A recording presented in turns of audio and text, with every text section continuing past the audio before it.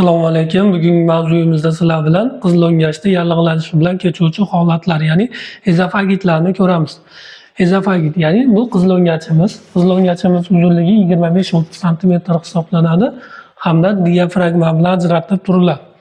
Endi qizillo'ngachimizni yallig'lanishi bir qancha sabablari bor, ya'ni infeksiya bilan bog'liq kimyoviy omillar, fizik omillar yo bo'lmasa boshqa ta'sirlar bilan bog'liq, dori moddalari bilan bog'liq holatda kelib chiqadi. Ya'ni infeksiya bilan bog'liq holatda nimalar hisobiga, ya'ni bakteriyalarda mikobakteriya bo'lishi mumkin yo bo'lmasa shunga o'xshagan bakteriyalar. Zamburug'lar, kandida-mikozlar hisobiga yo bo'lmasa viruslar, gerpes virusi hamda sitomegaloviruslar hisobiga yuzaga kelib chiqishi mumkin. Endi kimyoviy omillarga keladigan bo'lsak, masalan, oksyuz kislota yo bo'lmasa boshqa bir qancha kimyoviy moddalar ichilganda qizillo'ngachda yallig'lanish holatlarini keltirib chiqaradi. Fizik omillardan issiq ovqatlar yo bo'lmasa issiq mahsulotlar, ichimliklarda ichilganda qizillo'ngachda yallig'lanish holatlarini kelib chiqarishi mumkin. Keyingi sababi bu dori moddalari bilan bo'lishi mumkin. Ayniqsa og'riq qoldiruvchi tabletkalar ichilganda, suvsiz ichilganda qizillo'ngachda yallig'lanish, yara holatlarini keltirib chiqarishi mumkin. Undan tashqari antibiotiklar, ba'zi bir antibiotiklarni ichganimizda, masalan, doksitsiklin, shunga o'xshagan antibiotiklar ichilganda qizillo'ngachda erozivniy holatlar, yara holatlarigacha olib kelishi mumkin. Endi bu ezofagitlarda qanaqa klinik belgilar bo'ladi? Klinik belgilar o'tkir holati hamda surunkali holatlariga qarab turib farqlanadi. O'zi ezofagit, ya'ni qizillo'ngachda qanaqa holatlar bilan kechadi? Qizillo'ngachda yara bo'lishi mumkin, erozivniy holatlar bo'lishi mumkin, kataralli holatlar bo'lishi mumkin, yo bo'lmasam teshilish holatlari, abses holatlari yo bo'lmasam perforatsiya bo'lgandan keyin, teshilgandan keyin qizillo'ngach atrofi, ya'ni mediastinniy a'zolarida o'zgarishlar bilan yuzaga kelib chiqishi mumkin.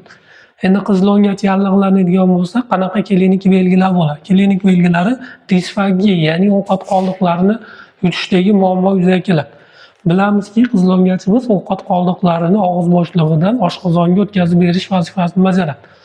Endi bu qizillo'ngach yallig'lanadigan bo'lsa, qizillo'ngachda o'zgarishlar yuzaga keladigan bo'lsa, ya'ni disfagiya, ovqat yutishda muammo yuzaga keladi.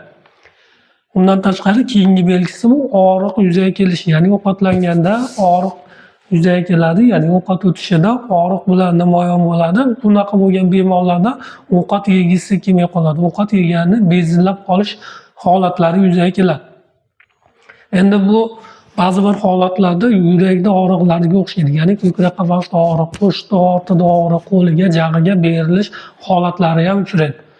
Endi ezofagit bo'lgan bemorlarni qanaqa qilib diagnostika qilamiz? Diagnostika qilishimizda maxsus FGDS, ya'ni ezofagogastrodudenoskopiya tekshiruvi orqali qizillo'ngachni ko'ramiz. Qizillo'ngachda kataralli holatmi, yara holatmi, eroziv holatmi yo bo'lmasam zamburug'li holatmi, virusli holatimi, shunga aniqlik kiritib diagnostika qilishimiz mumkin. Bu diagnostika qilish muhim. Kasallikni sababini aniqlaydigan bo'lsak, davolash effektivligi bo'ladi, yuqori bo'ladi. Ya'ni har bitta holat uchun maxsus davo rejimi bo'ladi. Ya'ni virus uchun alohida, bakteriya uchun alohida, zamburug' uchun alohida, yara uchun alohida, eroziv holatlar uchun alohida yoki asoratlar bilan kechadigan bo'lsa, perforatsiya bo'ladigan bo'lsa, ular uchun alohida davolash taktikasi bo'ladi. Endi davolashda biz nima qilamiz? Davolashda biz keltirib chiqaruvchi sabablariga qarab turib davolaymiz. Ya'ni IPP preparatlari, ya'ni bu IPP preparatlari oshqozonda kislotalilikni pasaytirib beradi. Ya'ni bunaqa holatlarda ma'lum bir holatlarda kislotali qizillo'ngachga qaytish holati bo'lishi mumkin. Qizillo'ngachga qaytadigan bo'lsa, bu yerda ishqoriy muhit bo'ladi, bu qizillo'ngachga shikastlovchi ta'sir ko'rsatadi. Undan tashqari antitsid preparatlari ishlab chiqarilgan kislotalikni pasaytirib beradi. Bu antitsid preparatlarning ba'zisining tarkibida mahalliy anestetiklar bo'ladi, benzekain. Benzekain bu qizillo'ngachdagi og'riqni pasaytirib beradi.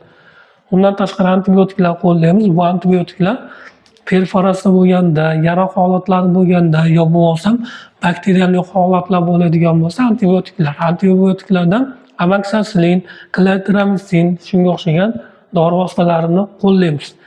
Endi keltirib chiqaruvchi sabablari gerpes virusi yo bo'lmasam sitomegalovirus bilan bog'liq bo'ladigan bo'lsa, biz virusga qarshi dori vositalar, ya'ni atsiklavir, gansiklavir dori vositalarini 1 grammdan 4 grammgacha berishimiz mumkin bo'ladi.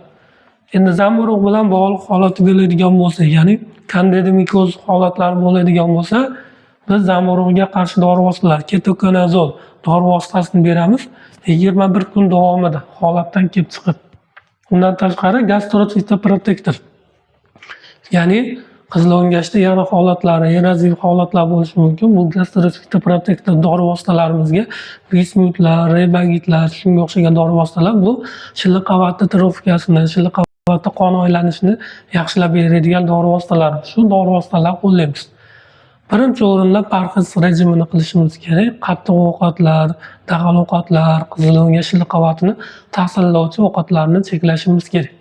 Endi oldini olish uchun biz bir qancha omillarni, ya'ni bakteriyali virusli omillardan ehtiyotkorona bo'lishimiz, issiq kimyoviy moddalar, dori moddalarini ichishimizda to'g'ri tartibda rioya qilishimiz talab etiladi.